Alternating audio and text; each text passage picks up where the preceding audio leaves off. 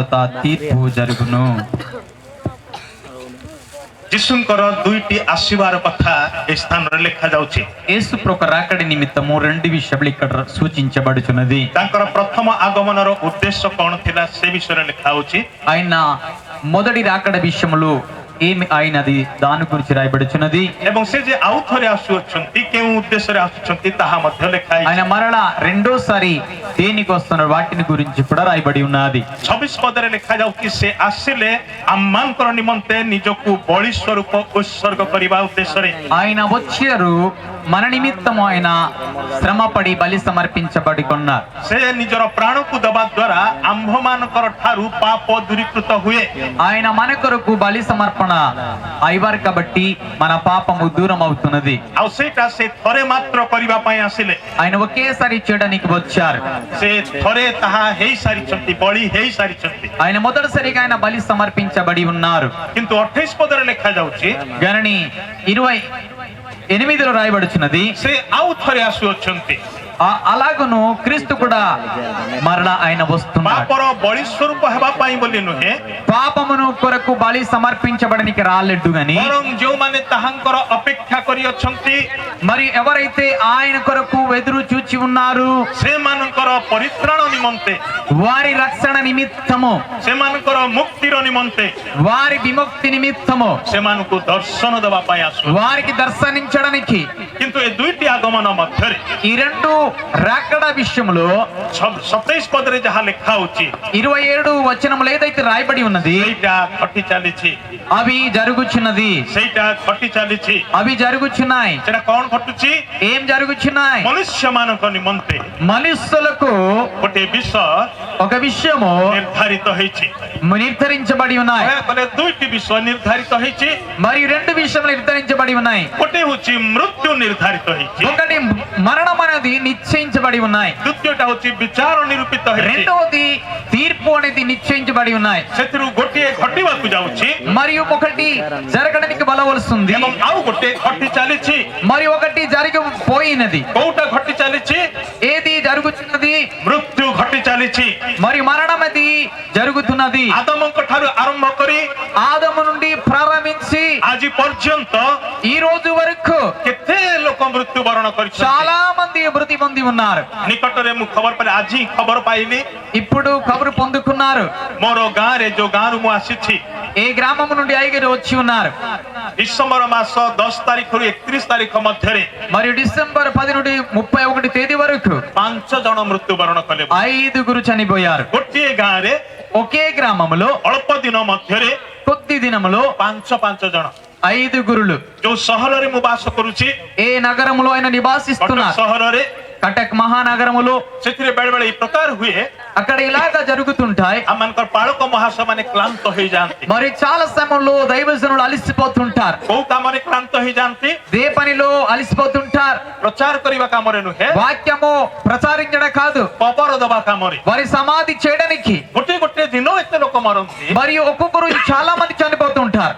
ଗୋଟେ ଦିନ ଏମିତି ହେଲା ଯେ 5 ଜଣ ଗୋଟିଏ ଦିନରେ, మరి ఒక రోజు ఇలా జరిగింది, ఒకే రోజు ఐదుగురు చనిపోయారు. ତାମାନେ ଘରୁ ସମାଧିକୁ କେତେ ଥର ଯାଇଛି? మరియు ఇంటి నుండి సమాధికి ఎన్నోసారి వెళ్ళి ఉన్నారు. ଅଲା ଲୋକ ଥରେ ଯାଏ, మరియు మరణించిన ఒకేసారి వెళతాడు. କିନ୍ତୁ ଯୋଉମାନେ ତାଙ୍କୁ ନେଇକି ଯାଆନ୍ତି ఎవరైతే వారికి మోసుకొని వెళతారు, 5 ଜଣକୁ ନେବା ପାଇଁ 5 ଥର ଲାଖି ଯାଆନ୍ତି। మరియు ఐదుగురు చనిపోతే 5 స్మారులు వెళ్ళాలి. ମରିବା ଲୋକ ତ ନିଶ୍ଚିନ୍ତରେ ଯାଏ, మరి మరణించిన ఖచ్చితంగా ఆయన నిశ్చితంగా వెళతాడు. ମାଟି ତଳେ କବର ଦେଲେ ସେ ସେଇଠି ପଡି ରହେ। మట్టిలో మరి సమాధి చేసి అక్కడే పడి ఉంటాడు. କିନ୍ତୁ ମୁଁ ଜାଣେ ନା, కానీ నాకు తెలియదు, ଯୋଉ ପାଳକ ମାନେ ଯାଆନ୍ତି କବର ଦବା ପାଇଁ, మరి ఏ దైవజనులు సమాధి ఇవ్వడానికి వెళతారు, ଯୋଉମାନେ ବୋହି ନେଇକି ଯାଆନ୍ତି ମାଟି ଦବା ପାଇଁ, మరి ఎవరైతే మోసుకొని వెళతారు మట్టి పోయడానికి, ସେମାନେ କଣ ଚିନ୍ତା କରନ୍ତି? వారేం చింతిస్తున్నారు? ସେମାନେ କ୍ଳାନ୍ତ ହେଇଯାଆନ୍ତି। వారు చాలా శ్రమ పడుతున్నారు. ହୋଇପାରେ ସେମାନଙ୍କ ମନରେ ଏଇ ପ୍ରଶ୍ନ ଉଠୁଥିବ, వారి మనసులో ఇలాంటి ప్రశ్న వస్తుంటాయి. କାହିଁକି ఎందుకు ମନୁଷ୍ୟକୁ ମରିବାକୁ ହୁଏ? ఎందుకు మానవులకు మరణం వస్తుంది? ଏଇଟା ଗୋଟେ ବଡ ପ୍ରଶ୍ନ।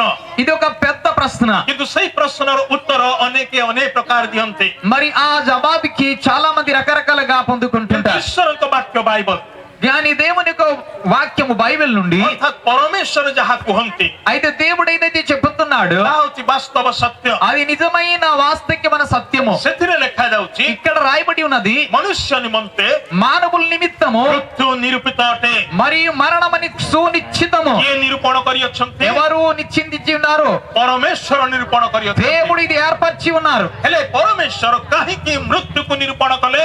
దేవుడు ఎందుకు మరణాన్ని ఆయన నిరూపించాడు? मृत्युटा कोन? మృత్యు ఏమిటి? मृत्यु होची गोटे दंड। మరి మృత్యు అనేది ఒక శిక్ష. जेमति गोटे दोषी को दंड दिया जाए, అలాగే అయితే ఒక తప్పు చేసినప్పుడు శిక్ష ఇస్తాడు. आमनकर न्यायालय रे दोषी को दोषी बोली प्रमाणित हेले ताकू जेल दंड दिया जाए మరి- बा अन्य दंड दिया जाए। మరియు జైల్లో వారికి తీర్పేటప్పుడు ఆయన తప్పు చేస్తాడంటే జైలు చేస్తాడు, లేదంటే వేరే వేరే మరి శిక్ష విధిస్తారు. किंतु ईश्वरकर विचारालय रे కానీ దేవుని యొక్క తీర్పు जो స్థలములో जो परमेश्वर न्यायवान विचारपति अटंती, ఏ దేవుడైతే తీర్పు తీర్చిన వాడు से जतरे पापर विचार करंती, ఆయన పాపం కొరకు తీర్పు చేస్తాడు. से पापर उपयुक्त फल दियंती। ఆయన పాపం ఒక సరైన ఫలము ఇస్తాడు. 7 वर्ष किंवा 14 वर्षर जेल दंड नुहे, అక్కడ 7 సంవత్సరం 14 సంవత్సరం జైలు కాదు, तो मृत्यु दंड। అక్కడ మరణ శిక్ష. ଆଉ ସେଇଥିପାଇଁ ବାକ୍ୟରେ ଲେଖାଗଲା అందుకే బైబిల్ రాయబడి ఉన్నది, ପାପର ବେତନ ମୃତ୍ୟୁ ଅଟେ। అందుకే పాపము జీతము మరణము. ମୁଁ ଜାଣେ ନା ଓଡିଆ ବାଇବଲରେ କାହିଁକି ତାକୁ ବେତନ ବୋଲି ଲେଖାଗଲା। నాకు తెలియదు ఒరియా బైబిల్ ఎందుకు జీతం అని రాయబడి ఉన్నది. ବେତନ କହିଲେ ଆମମାନେ ଭଲ ଭାବରେ ବୁଝୁ, మరియు జీతం అంటే మనందరికి బాగాను తెలుసు. ତାକୁ ସକାରାତ୍ମକ ଭାବରେ ଆମମାନେ ବୁଝୁ। అది మరి పాజిటివ్ గా తీసుకుంటే ସାଧାରଣତଃ ଚାକିରିଆ ମାନଙ୍କ ପାଇଁ ସେଟା ଉଦ୍ଦିଷ୍ଟ। సాధారణంగా ఉద్యోగస్తులకి అది చెల్లుతుంది. ଆଜିକାଲି ମୂଲିଆ ମାନଙ୍କ ପାଇଁ ମଧ୍ୟ ତାହା ଲାଗୁ ହେଲାଣି। ఈ రోజు చాలా మంది పనులు చేస్తున్న వరకు అది రూల్ వచ్చింది. ଦିନ ସାରା ପରିଶ୍ରମ କଲେ రోజంతా పనులు చేస్తే ଯୋଉ ଫଳ ପାଆନ୍ତି ఏదైతే పొందుకుంటారో ଟଙ୍କା ଆକାରରେ, మరియు డబ్బు రకంగా ତାକୁ ବେତନ ବୋଲି କୁହାଯାଏ। వాటికి జీతం అంటారు. ସେଥିପାଇଁ ବେତନ କହିଲେ జీతం అంటే କରିଥିବା ପରିଶ୍ରମର ଫଳ ଅଟେ, మరియు చేసిన పనులు ఒక ఫలము, ପରିଶ୍ରମର ପୁରସ୍କାର ଅଟେ। మరియు చేసిన పనులు ఒక లాభము. କିନ୍ତୁ ଏଠି କାହିଁକି ପାପର ବେତନ ବୋଲି କୁହାଗଲା ଏବଂ ବେତନଟା କଣ ଅଟେ? మరి ఇక్కడ దేనికి పాపము జీతం అని రాయబడినది? ఆ జీతం అంటే ఏమిటి? ମତେ ଅଡୁଆ ଲାଗୁଛି, నాకు చాలా మరియు ఇబ్బంది కలుగుచున్నది. ବୁଝି ହେଉନାହିଁ। నేను తెలుసుకోవడానికి ఆ ఆలోచన లేదు. କୁହାଯାଉଛି ବେତନ, మరి చెప్పబడుతున్న జీతము, କିନ୍ତୁ పుରସ୍କାର ବଦଳରେ ଦଣ୍ଡ ମିଳୁଛି। గాని వాటి బదులు శిక్ష పొందుతున్నారు. ପୁଣି ସେଇ ଦଣ୍ଡ ଯେ କି କେହି ହେଲେ ନେବା ପାଇଁ ଇଚ୍ଛା କରିବ మరి ନାହିଁ। ఈ శిక్ష ఎవరు కూడా పొందుకునేకి ఇష్టపడరు. ଯଦି ଏଠି ପ୍ରଶ୍ନ କରାଯିବ ఇక్కడ ప్రశ్న చేసినట్లయితే କିଏ ମରିବାକୁ ଚାହୁଁଛି, ఎవరు మరణించేది ఇష్టపడుతున్నారు? କେହି ହେଲେ ହାତ ఉଠେଇବେ ନାହିଁ। ఎవరు కూడా ఇష్టపడ చేతులు వెత్తరు. ପ୍ରଶ୍ନ କରାଯିବ ఒకవేళ ప్రశ్న చేస్తే ଆଜି କିଏ ମରିବାକୁ ଚାହୁଁଛି, ఈ రోజు ఎవరు చవడానికి ఇష్టపడుతున్నారు? କେହି ହେଲେ ହାତ ଉଠେଇବାକୁ ଚାହିଁବେ ନାହିଁ। ఎవరు కూడా చేయెత్తరు. କିନ୍ତୁ ପ୍ରଶ୍ନ କରାଯିବ ଯଦି ఒకవేళ ప్రశ్న చేసినట్టయితే କିଏ ବଞ୍ଚିବାକୁ ଚାହୁଁଛି, ఒకవేళ ఎవరు బ్రతకడానికి ఇష్టపడుతున్నారు? ସମସ୍ତଙ୍କର ହାତ ଉଠିବ। అందరి చేతులు వెత్తుతారు. କିଏ 100 ବର୍ଷ ବଞ୍ଚିବାକୁ ଚାହୁଁଛି, ఎవరు 100 సంవత్సరం బ్రతకడానికి ఇష్టపడుతున్నారు? ସମସ୍ତଙ୍କର ହାତ ଉଠିବ। అందరి చేతులు వెత్తుతారు. ମୃତ୍ୟୁ ହଉଛି ଏ ପ୍ରକାର ଏକ ତିକ୍ତ ବିଷୟ, మరణం ఇలాంటిది ఒక చాలా చేదుకరమైన విషయము. କେହି ପସନ୍ଦ କରନ୍ତି ନାହିଁ, ఎవరు కూడా ఇష్టపడరు. କେହି ଇଚ୍ଛା କରନ୍ତି ନାହିଁ। ఎవరు కూడా దానికి ଏ ఇష్టపడరు. ପ୍ରକାର ଏକ ଭୟଙ୍କର ବିଷୟ ఇలాంటి ఒక భయంకర విషయము, ଯାହା ସମସ୍ତେ ଭୟ କରନ୍ତି। అది దానికి అందరూ కూడా భయపడతారు. ତାର ନାଁ ଶୁଣିଲେ କେହି କେହି ଡରନ୍ତି, మరియు ఆ పేరు వింటే చాలా మంది భయపడతారు. ତାହା ପାଖେଇ ଆସୁଥିବାର ଜାଣିଲେ କେହି କେହି ଭୟ କରନ୍ତି మరియు దగ్గరికి వస్తున్న చాలా మంది భయపడతారు. ଏବଂ ଅନେକ ଚେଷ୍ଟା କରନ୍ତି చాలా మంది చాలా ప్రయత్నిస్తారు ତାଠାରୁ ଦୂରକୁ ପଳେଇ ଯିବା వాటి నుండి ନିମନ୍ତେ। దూరం చేయడానికి. ଜଣେ ଲୋକ ఒక వ్యక్తి ମରଣକୁ ଏତେ ଡରୁଥିଲା, మరి మరణించి చాలా భయపడుతుండేవాడు. ସେ ବୁଝିପାରିଲା ଯେ ମତେ ବୋଧେ ଲାଗୁଛି ମରଣ ପାଖେଇ ଆସୁଛି। మరి ఆయన తెలుసుకున్నాడు నాకు మరణం ఖచ్చితంగా దగ్గరికి వస్తుంది. ସେଥିପାଇଁ ସେ କଣ ଚିନ୍ତା କଲା ଯେ ମୁଁ ଗାଁରେ ରହିବି ନାହିଁ, అప్పుడు ఆయన అనుకున్నాడు నేను ఊర్లో ఉన్నాను, ମୁଁ ପଳେଇ ଯିବି ବାହାରକୁ, నేను బయటికి వెళ్ళిపోతాను, ଦୂର ଗୋଟେ ଜାଗାକୁ ପଳେଇବି। దూరంకి వెళ్ళిపోతాను. ତାହେଲେ କଣ ହବ? తర్వాత ఏమవుతుంది? ମରଣ ମତେ ନେବା ପାଇଁ ଆସିଲେ ମୋ ଗାଁକୁ ଆସିବ, మరియు మరణము తీసుకెళ్ళకి వస్తే నా ఊరికి ମୋ వస్తది, ଘରକୁ ଆସିବ, నా ఇంటికి వస్తది. ମତେ ପାଇବନି, నాకు నేను మరి దానికి మరణికి దొరకను, ଫେରିଯିବ, ఆ వెళ్ళిపోద్ది, ମୁଁ ବଞ୍ଚିଯିବି। నేను బ్రతుకుతాను. ସେଥିପାଇଁ ସେଇ ଚିନ୍ତା କରିକି ఆ ఆలోచన చేసి ସେ ଆଉ ଗୋଟେ ଗାଁକୁ ଯାଉଛି। మరొక గ్రామానికి వెళ్తున్నాడు. ସେଇ ଗାଁକୁ ଗଲା ବେଳକୁ ఆ గ్రామానికి వెళ్ళేటప్పుడు ଗାଁରେ ଭିଡ ଅଛି, మరి గ్రామంలో చాలా ఇరుకు ఉంది. ସେଠି ବାଜା ବାଜୁନି, అక్కడ వాయిద్యులు వాయించడం లేదు, ବାଜା ବାଜୁ କିନ୍ତୁ ନାଚିବାର ବାଜା ବାଜୁ, అక్కడ వాయిద్యిస్తున్నారు కానీ మరియు నృత్యం లేదు. କାନ୍ଦିବାର ବାଜା ବାଜୁ। అక్కడ వేరుపోయిన స్వరం వస్తుంది. ଆମର ପୁଣି ଡର ପଶିଲା, ఆయనకి భయం వచ్చింది. ଆରେ ମୁଁ ଏ ଗାଁକୁ ଆସିଲି ఈ గ్రామంకి వచ్చాను ଲୁଚିବା ପାଇଁ, ఇక్కడ దాగడానికి. କାନ୍ଦିବାର ବାଜା ବାଜୁ। అప్పుడు ఆయన అక్కడే వేడిపోయిన మరి వాద్యము ଆଉ ଟିକେ నిస్తున్నాడు. ପାଖକୁ ଆସିଲା మరొక దగ్గరికి వచ్చాడు. ଲୋକମାନେ କାନ୍ଦିବାର ଶୁଣୁଛି మరి ప్రజలు ఏడుస్తున్నారు. ସେ నిశ్ଚିତ ହେଇଗଲା అప్పుడు ఖచ్చితంగా ఆయన ଏ అనుకున్నాడు, ଗାଁରେ କେହି ଜଣେ ମରି ଯାଇଛନ୍ତି ఈ ఊర్లో ఖచ్చితంగా ఒకరు చనిపోయాడు. ସେଥିପାଇଁ ସେଠୁ ଦୌଡ଼ିକି ପଳେଇବା ପାଇଁ ଚେଷ୍ଟା ఆయన అక్కడ నుండి କଲା పరిగెత్తడానికి ఇష్టపడ్డాడు. ହଠାତ୍ ଜଣଙ୍କ ସାଙ୍ଗରେ ଭେଟ ହଉଛି మరి ఆయనతో కూడా ఒకరితో కలుసుకున్నాడు. ଆରେ ତୁ ଇଆଡେ କୁଆଡେ నువ్వు ఎక్కడికి, ତୁ ଇଆଡେ କୁଆଡେ మీరెక్కడికి, ମୁଁ ତୋ ପାଖକୁ ହିଁ ଯାଉଥିଲି నేను నీ దగ్గరికి వస్తున్నాను, ମୁଁ ଏ ଗାଁକୁ ଆସିଥିଲି నేను ఈ ఊరికి వచ్చాను, ତାକୁ ନେବା ପାଇଁ ఆయనకి తీసుకెళ్ళడానికి ତାକୁ ନେଇ ସାରିଲି ఆయనకి తీసుకెళ్ళాను, ଏବେ తୋ ପାଖକୁ ଯାଉଥିଲି ఇప్పుడు నేను దగ్గరికి ହେଲେ వస్తాను. ଆଜି ନୁହେଁ ఈ రోజు కాదు, ଆସନ୍ତା କାଲି ଆସିଥାନ୍ତି రేపు నేను వస్తాను. ଆସନ୍ତା କାଲି ତୋ ଗାଁକୁ ଆସି రేపు నీ ఊరికి వచ్చి ତୋ ଘରୁ ତତେ ନେଇଥାନ୍ତି నీ ఇంటి నుండి నీకు తీసుకెళ్తాను. ଯାହା ହଉ ఏమైనా కూడాను ମୁଁ ଯିବା ପୂର୍ବରୁ నేను వెళ్లే ముందు ତୁ ପଳେଇ ଆସିଲୁ మీరు వచ్చేస్తారు. ଆଉ ଘରକୁ ଯିବା ଦରକାର ନାହିଁ అప్పుడు మళ్ళీ ఇంటికి వెళ్ళే అవసరం లేదు. ଚାଲ ମୋ ସାଙ୍ଗରେ ఆ పద నాతో పాటు. ସେଇଠି ହିଁ ଚେତନା ఆయన అక్కడ చనిపోయాడు. ମରଣରୁ କିଏ ପଳେଇ ପାରେ మరణము నుండి ఎవరికి కూడా వెళ్ళలేరు. ମରଣ ଏ ପ୍ରକାର ଏକ ବିଷୟ మరణం ఇలాంటి ఒక విషయము ପଛେ ପଛେ ଗୋଡାଏ నీ వెనక వెనక పెడతాయి. ଓ ଏତେ ଭୟାନକ ବିଷୟ ఓ ఇంత గొప్ప భయంకర విషయమా, ଏ ବଳଶାଳୀ ଲୋକ మరి చాలా శక్తివంతులు, ସେ ବି ଡରିଯାଏ ఆయన కూడా భయపడతాడు. ପାଣି ହେଇଯାଏ ఆయన నీరు అయిపోతాడు, ତରଳି ଯାଏ ఆయన కరిగిపోతాడు. ଧନ ଥିବା ଲୋକ ఆయన ధనం ఉండేవాడు, ତାର ଟଙ୍କା କାମରେ ଆସେ ନାହିଁ ఆయన డబ్బు ఆయనకి పనికి రాదు. ଚାରିଆଡେ ଡାକ୍ତର ମାନେ ଘେରିଥାନ୍ତି మరి చుట్టుపక్కల డాక్టర్లు ఉంటారు, ମାତ୍ର ଡାକ୍ତର ମାନେ ମଧ୍ୟ କିଛି మరి କରିପାରନ୍ତି డాక్టర్ ନାହିଁ। కూడా ఏం చేయలేరు. ଶେଷରେ ଗୋଟିଏ କଥା ଉଚ୍ଚାରଣ చివరికి ఒక କରନ୍ତି మాట ఆయన చెప్తాడు, ଆମ ଦ୍ୱାରା ଆଉ କିଛି ହେଇପାରିବ మా ద్వారా ఏమి కూడా కాదు, ଯାହା କରିବାର ଥିଲା ఏమి చేయడం ఉంది ତାହା କରିସାରିଛୁ మేము అది చేసాము. ମାନେ ଆମମାନଙ୍କର ପାଠ ଫେଲ ହେଇଗଲା తర్వాత ఆయన అంటే మా చదువు ఫెయిల్ అయిపోయినది, ଆମମାନଙ୍କର ଅଭିଜ୍ଞତା ଫେଲ ହେଇଗଲା మరొక జ్ఞానం అభిజ్ఞత అంటే పనికి రాదు, ଆମମାନଙ୍କର ଔଷଧ ଫେଲ ହେଇଗଲା మా మందులు కూడా ఫెయిల్ అయిపోయింది, ଆମମାନଙ୍କର ସବୁ କିଛି ଫେଲ ହେଇଗଲା అన్ని కూడా ఫెయిల్ అయిపోయింది. ରୋଗ ଭଲ କରିଦେଇ ପାରୁ రోగము స్వస్థపరచగలము, କିନ୍ତୁ ମరణକୁ କେମିତି ଭଲ କରାଯାଏ ଆମମାନେ ଜାଣୁନା కానీ మరణానికి ఎలాగా బాగు చేస్తామో ତାହା అది మాకు କୌଣସି తెలియదు. ବିଜ୍ଞାନରେ ଆଜି పର୍ଯ୍ୟନ୍ତ ଆବିଷ୍କାର అది ఏ ହେଇନି। విజ్ఞానంలో రాయబడలేదు, ହେଇପାରିବ ନାହିଁ ମଧ୍ୟ అది కాదు కూడా. କାହିଁକି ఎందుకు? କାରଣ ହଉଛି కారణం ఏంటంటే ଏ ପ୍ରକାର ଜୀବନକୁ ଯେ ସୃଷ୍ଟି କରିଅଛନ୍ତି మరి ఎలాంటి జీవితము దేవుడు సృష్టించున్నాడు, ଜୀବନକୁ ଯେ ନିର୍ଦ୍ଧାରଣ କରିଅଛନ୍ତି జీవితంతో ఎవరైతే నిర్ధరించి ఉన్నాడు ସେହି ପରମେଶ୍ୱର ఆ దేవుడు ମୃତ୍ୟୁକୁ ମଧ୍ୟ ନିରୂପଣ ఆయన କରି మరణాన్ని కూడా తయారు చేసి ఉన్నాడు. କିନ୍ତୁ ସେଇଟା ତାହାଙ୍କର ଚିନ୍ତାରେ ନଥିଲା అది ఆయన చింతలో లేదు, ଯାହା ଆମ୍ଭର ମନରେ ଉଦିତ ହେଇନଥିଲା అది మన మనసులో కూడా అది ఆలోచన పుట్టలేదు. ସେହି ବିଷୟମାନେ ସେମାନେ ଚିନ୍ତା କଲେ ఆ సమయంలో ఆయన ఆలోచన చేశాడు. ନିମ ଭାବାଧିକ ଦ୍ୱାରା ଏ କଥା ସ୍ପଷ୍ଟ କରି କୁହାଯାଉଛି ఇర్మియా ప్రవక్త ఇదురు ఈ మాట స్పష్టంగా చెప్తున్నాడు. ପରମେଶ୍ୱର ଅନୁଶୋଚନା କଲେ మరియు దేవుడు చూశాడు, ଦୁଃଖ କଲେ ఆయన పేడ్చాడు. ଯାହା ମୋ ମନରେ ମୁଁ କଳ୍ପନା କରିନଥିଲି ఏదైతే నా మనసులో నేను ఆలోచన చేయలేదు, এই ବିଷୟ ସବୁ ఈ సమస్త విషయంలో ସେମାନେ କଳ୍ପନା କରିଅଛନ୍ତି అప్పుడు వారు ఆలోచించారు. ମୃତ୍ୟୁ మరణము ଈଶ୍ୱରଙ୍କର ପରିକଳ୍ପନା ନଥିଲା మరియు దేవుని యొక్క మరియు ఆలోచన లేదు, ଜୀବନ ଓ ଅମରତା ଈଶ୍ୱରଙ୍କର ପରିକଳ୍ପନା ଥିଲା మరియు జీవము అమరత దేవుని యొక్క ఆలోచన ఉండేది. ସେଥିପାଇଁ ସେ ସ୍ପଷ୍ଟ କହିଦେଇଥିଲେ ପ୍ରଥମ ନର ନାରୀଙ୍କୁ అందుకే ఆయన స్పష్టంగా మొదటి మరియు నరుడి దేవుడు చెప్పాడు, ସବୁ గଛର ଫଳ ଖାଅ మీరన్ని తినవచ్చు, ମନା ନାହିଁ అది ఏ పర్వాలేదు, ଅମୃତ ବୃକ୍ଷର ଫଳ ମଧ୍ୟ ଯଥେଷ୍ଟ ଖାଅ ସବୁଦିନ ଖାଅ మీరు అమృత వృక్ష ఫలము కూడా ప్రతిరోజు తినండి, ఖచ్చితంగా ఎక్కువ తినండి, ମନା ନାହିଁ అది అది ఎప్పుడు పర్వాలేదు, ଗୋଟିଏ ଗଛର ଫଳ గాని ఒకే చెట్టు ఫలము ଦୟାକରି ଖାଅ ନାହିଁ దయచేసి మీరు తినవద్దు. କାହିଁକି ఎందుకు? ମୁଁ ଚାହୁଁନି నాకు ఇష్టం లేదు ତୁମେ ମରିଯାଅ మీరు మరణించట, ମୁଁ ଚାହୁଁଛି నేను కోరుకుంటున్నాను ତୁମେ ମୋ ପରି ମୋ ସହିତରେ ବଞ୍ଚି ରହିଥା మీరు నాతో పాటు మీరు సదాకాలం జీవించాలని. କିନ୍ତୁ ମନୁଷ୍ୟ ଈଶ୍ୱରଙ୍କ କଥା ଶୁଣିଲା ନାହିଁ మానవులు దేవుని మాట వినలేదు, ଅବାଧ୍ୟତା మరియు దేవుని మాట విన కూడా వెనక్కి వెళ్ళారు. ଭୟଙ୍କର ପରିଣାମ ଆଣେ భయంకరమైన పరిస్థితి వస్తుంది. ଛୋଟ ପିଲା ଥିଲା ବେଳେ చిన్నప్పుడు ఉన్నప్పుడు ଅବାଧ୍ୟ ଛାଟ ଆଣେ అప్పుడు వారి మాట వినకపోతే వారికి మరి చాలా దెబ్బలు తింటారు, ପ୍ରହାର ଆଣେ వారు దెబ్బలు తింటారు. ବଡ ହେଲା ଉତ୍ତାରେ పెద్ద అయిన తర్వాత ଅବାଧ୍ୟତା వారు మాట వినకపోతే ଜେଲ ଦଣ୍ଡ ଆଣେ వారికి జైలు తీసుకెళ్తారు. ଆହୁରି ଅବାଧ୍ୟତା ఇంకా మరణ మాటకి వినకపోతే ମୃତ୍ୟୁ ମଧ୍ୟ ଆଣେ చివరికి మరణం తెస్తుంది. କେତେ ଲୋକ ମଦ ପିଇକି ମରିଛନ୍ତି ఎంతో మంది సారా తాగి చనిపోయి ఉన్నారు. ଆପଣଙ୍କ ଗାଁରେ ସେମିତି ମରିଥିବା ଲୋକ ମାନେ ଥିଲେ ସେମିତି ଲୋକ ମଦ ପିଇକି ମରି ଯାଇଛନ୍ତି మీ ఊర్లో అలాంటి వారు ఉన్నారా? సారా తాగి చనిపోయిన వారు କେବେ ସେମିତି ହେଇଛି ଆପଣଙ୍କ ଗାଁରେ అలా జరుగుతున్నదా? ହେଇଛି କି ନାଇଁ అవును. ସେମାନେ ପାଣି ପିଇଲା ଭଳି ପିଅନ୍ତି వారు సారా నీళ్ళు తగినట్టు తాగుతారు. କିନ୍ତୁ କଣ ପିଉଛନ୍ତି? ఏం తాగుతున్నారు?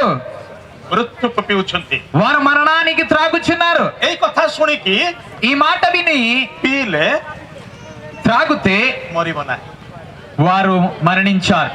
ବ୍ରାକେଟ ଭିତରେ ସେ ରଖୁଛି ఆయన బ్రాకెట్ మీద ఉంటున్నాడు. ପିଇଲେ త్రాగుతే ଆଜି ମରିବ ନାହିଁ, ఈ రోజు చనిపోడు, କାଲି ମରିପାର, రేపు మరణించొచ్చు, ବର୍ଷ ପରେ ମରିପାର, సంవత్సరం మరణించొచ్చు, 5 ବର୍ଷ ପରେ 5 ମରିପାର, సంవత్సరం మరణించొచ్చు. ପିଇଲେ ମରିବ, ఖచ్చితంగా ఒక రోజు ମାତ୍ର చనిపోతాడు. ଆଜି ନୁହେଁ।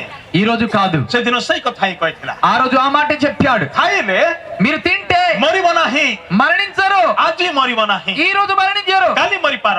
మరి రేపు మరణించు. ఈ କଥା କିଏ ଦେଖୁଛି? రేపటి మాట ఎవరు చూస్తున్నారు? ତମ୍ବାକୁ, మరి ఈ రోజు తంబాకు తింటున్నారు, ଗୁଟ୍ଖା, గుట్కా. ସେଥିରେ ଲେଖା ହେଇଥାଏ, అక్కడ రాయబడి ఉన్నది, ଛୋଟ ଛୋଟ ଅକ୍ଷରରେ ଲେଖା ହେଇଥାଏ, చిన్న చిన్న అక్షరం రాయబడి ఉన్నది. ସେଟା କିଏ ପଢନ୍ତି?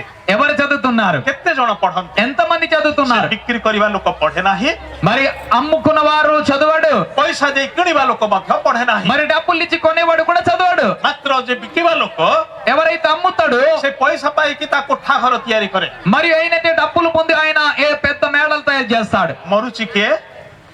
చనిపోతున్నారు ఎవరు? ମରୁଛି କିଏ?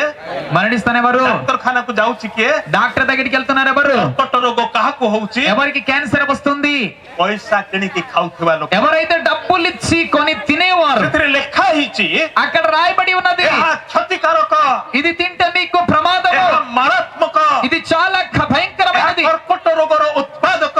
ఇది క్యాన్సర్ తయారు చేసిన మందు. କେହି ଶୁଣୁନାହାନ୍ତି। కానీ ఎవరు వినడం లేదు. ଅବାଧ୍ୟତା, చాలా మరియు దేవుని మాట వినడం లేదు. ଭୟଙ୍କର ପରିଣାମ ଅଛି। ఇది మరియు దేవుని మాట వినప్పుడు చాలా భయంకర పరిణామం. ମନୁଷ୍ୟର ଅବାଧ୍ୟ ହେଲେ, మరియు మానవుల యొక్క మాట వినకపోతే, ବଡମାନଙ୍କର ଅବାଧ୍ୟ ହେଲେ, మరి పెద్దల యొక్క మాట వినకపోతే, ଯଦି ଏ ପ୍ରକାର ଦଣ୍ଡ ସବୁ ହଉଛି, ఇటువంటి శ్రమలు వచ్చేటప్పుడు ତାହେଲେ ଚିନ୍ତା କରନ୍ତୁ, ଯୋଉ ଈଶ୍ୱର ଆଜ୍ଞା ଦିଅନ୍ତି ତାଙ୍କର ଅବାଧ୍ୟ ହେଲେ ପରିଣାମ କଣ ହବ? ఒకవేళ మానవుల మాట వినకపోతే ఇటువంటి శిక్ష వస్తే, దేవుని మాట వినకపోతే ఎటువంటి శిక్ష వస్తాయి. ସେଥିପାଇଁ ପରମେଶ୍ୱର ଏ କଥାକୁ ନିରୂପଣ କଲେ। అందుకే దేవుడి మాట ఆయన నిరూపణ చేశాడు. କହିବାକୁ ଗଲେ ସେ ସେମାନଙ୍କୁ ସତର୍କ କରି କହିଲେ, ତୁମେ ଅବାଧ୍ୟ ହୁଅ ନାହିଁ, ହେଲେ ନିଶ୍ଚୟ ମରିବ, କାରଣ ସେଥିରେ ତାହା ଯୋଡା ଯାଇଛି।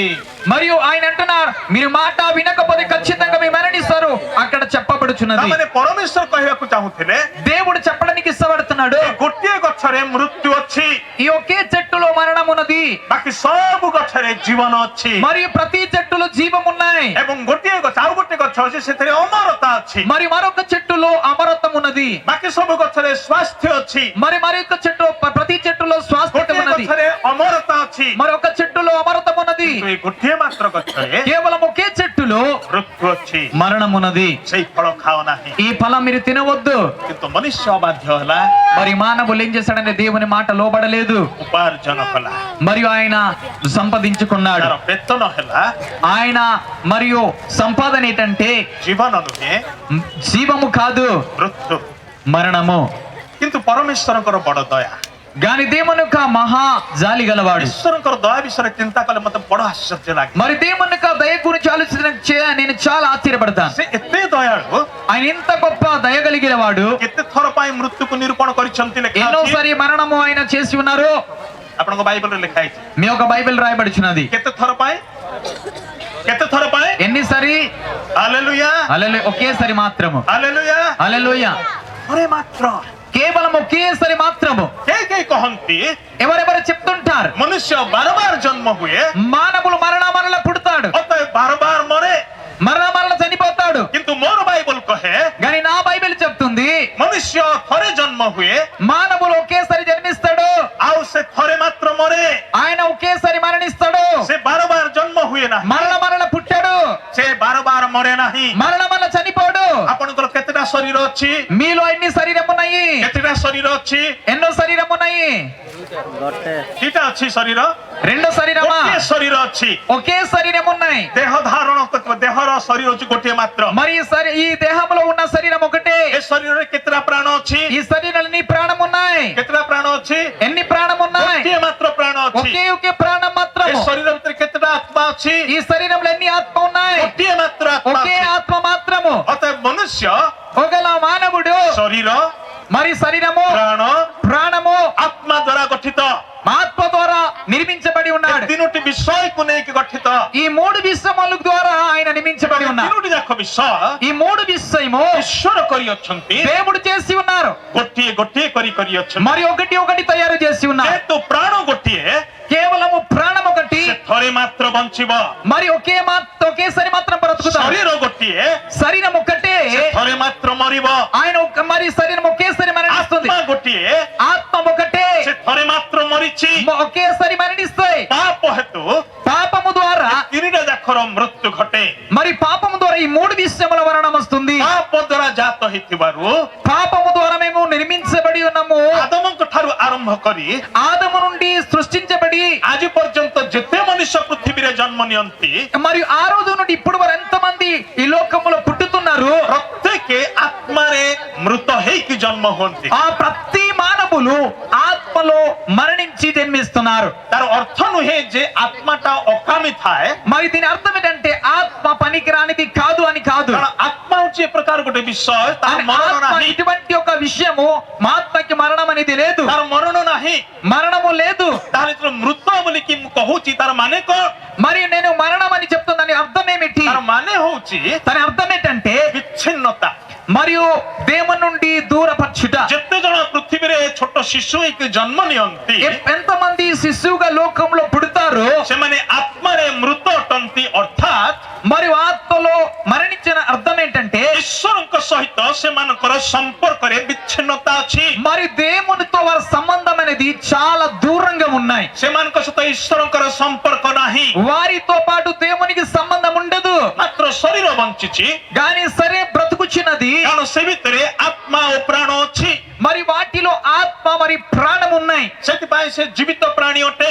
అందుకే జీవము కలిగిన ప్రాణముగా ఉన్నాయి. ଈଶ୍ୱରଙ୍କର ପୁଙ୍କ ବାୟୁ మరి దేవుని యొక్క మరియు శ్వాస వాయు ద్వారా ଯାହା ଆଦମର ନାସାରନ୍ଧ୍ରରେ ଫୁଙ୍କା ଯାଇଥିଲା ఇప్పుడు ఆదము ఒక నసికంద్రంలో దేవుడు ఊదియాడు. ସେ ଫୁଙ୍କ ବାୟୁ ଆମ ସମସ୍ତଙ୍କ ମଧ୍ୟରେ ପ୍ରବାହିତ ହଉଛି ଚଳପ୍ରଚଳ ହଉଛି మరి ఆయన ఊదిన సమస్త నసికంద్రములు ఆ గాలి అనేది మన దగ్గర నడిపిస్తుంది. ଈଶ୍ୱରଙ୍କର ବାୟୁ ପବନର ବାୟୁ దేవుని యొక్క గాలి అది ଜୀବନର ବାୟୁ జీవముఖ గాలి, ସେଥିପାଇଁ ସେଇଟା ବି ମରେ ନାହିଁ ఇది కూడా చనిపోదు, ସେଟା ଖାଲି କାଢି ନିଆଯାଏ కేవలము తీసుకెళ్లి వెళ్తబడుతుంది. ଆତ୍ମା ମରେ ନାହିଁ ఆత్మ మరణించదు, କିନ୍ତୁ ଆତ୍ମା ବିଚ୍ଛିନ୍ନ ହୁଏ కానీ ఆత్మ దేవునికి దూరంగా విచ్ఛిన్నంగా ఉంటుంది. ସ୍ରଷ୍ଟାଙ୍କ ସହିତ ସୃଷ୍ଟିର ସମ୍ପର୍କ ନଥାଏ మరియు సృష్టి నుండి ఇక్కడ దేవుడు సృష్టికర్తని సృష్టించబడిన వారికి సంబంధం ఉండదు. ଏକ ଈଶ୍ୱର ବିହୀନ ସମ୍ପର୍କକୁ ନେଇକି ଗୋଟେ ଛୋଟ ଶିଶୁ ରୂପରେ ଆମେ ସମସ୍ତେ ଧରା ପୃଷ୍ଠକୁ ଆସିଲୁ దేవునికో మరియు ఇష్టం లేకుండా దేవునికి సంబంధం లేక ఒక జన్మించిన శిశువుగా లోకానికి వస్తున్నాం. କିନ୍ତୁ ଆମଠାରେ ପ୍ରାଣବାୟୁ ଚଳପ୍ରଚଳ ହଉଛି కానీ మనలో ప్రాణం అనేది నడిపిస్తుంది. ତାଙ୍କର ବହୁବିଧ ଦୟା ఆయన కృప బట్టి ଆମମାନଙ୍କୁ ଧରି ରଖୁଛି ఆయన మన పట్టుకొని వచ్చి ఉన్నాడు. ସକାଳେ ମୁଁ କହୁଥିଲି କଣ ପାଇଁ ఉదయం నేను చెప్తున్నాను ఏమిటి? ସୁଯୋଗ ଦେବାର ନିମନ୍ତେ మనం అవకాశం ఇవ్వాలి, ଯେମିତିକି ଆମେ ମନ ଫେରେଇବା మనము మారు మనసు కలగాలి, ନିଜର ପାପ ସକାଶେ ବିବେଚନା କରିବା మన పాపము కొరకు విమోచించాం, ଈଶ୍ୱରଙ୍କୁ ଲୋଡ଼ିବା దేవునికి వెతుకుతాం. ସେ ଝିଅଟି ଭାରି ସୁନ୍ଦର ଗୀତ ଗାଇଲା మరియు అమ్మాయి చాలా మంచి పాట పాడింది. ମୁଁ ପ୍ରଥମ ଥର ସେ ଗୀତରେ ଆଜି ଶୁଣିଲି మరి మొదటిసారిగా నేను పాట విన్నాను. ତାହା ମୋର ହୃଦୟକୁ ସ୍ପର୍ଶ କରୁଥିଲା మరియు అయ్యగారి హృదయం చాలా స్పందించింది. ସାରା ଦୁନିଆ ଖୋଜିଲେ మరి లోకమంతా వెతికారు, ଈଶ୍ୱରଙ୍କୁ ପାଇଲେ ନାହିଁ దేవుని గురించి దొరకలేదు. କିନ୍ତୁ ସେ ଗୀତର ଲେଖକ ଭାରି ସୁନ୍ଦର ଭାବରେ కానీ ఆ పాట రాసిన చాలా చక్కగా రాసి ఉన్నారు. କୋଉଠି ଖୋଜିଲି ఎక్కడ వెతికాను, କୋଉଠି ଖୋଜିଲି ఎక్కడ వెతికాను?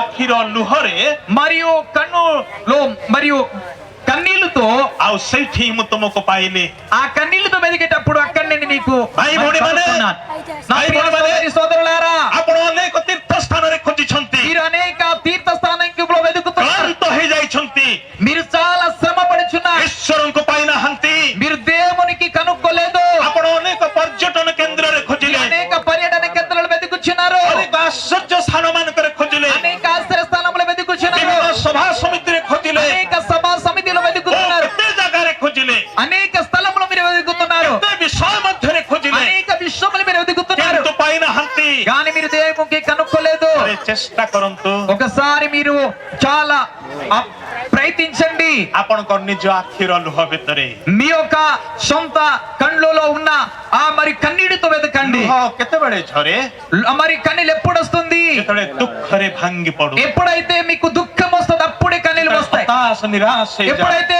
చాలా సమస్య వస్తుంది అప్పుడే ଯେତେବେଳେ ଆମମାନଙ୍କ ଆଡକୁ ବିପଦ ମାଡି ଆସେ ఎప్పుడు మన మధ్యకు చాలా శ్రమలు వచ్చినప్పుడు ମନୁଷ୍ୟ ଆଡକୁ ଅନାଉ ସାହାଯ୍ୟ ପାଇଁ ସାହାଯ୍ୟ ମିଳେ ନାହିଁ మరి మానవులు ఎత్తు చూస్తే అక్కడ నుండి సాయం రాదు ଆମମାନେ ବିଭିନ୍ନ ଅନୁଷ୍ଠାନ ଆଡକୁ ଅନାଉ ସାହାଯ୍ୟ ପାଇଁ ସାହାଯ୍ୟ ଆସେ ନାହିଁ అనేక మరియు సమస్తానికి ఎదురు చూస్తే అక్కడ నుండి సాయం రాదు ସେତେବେଳେ ଅଶ୍ରୁପାତ ଆଖି ସହିତ ଆମମାନେ ଉପରକୁ ଆଡକୁ ଟିକେ ଅନାଉ అప్పుడు కన్నీటితో దేవుని వైపు చూస్తే କଥା କହିବାକୁ ପାରୁନାହୁଁ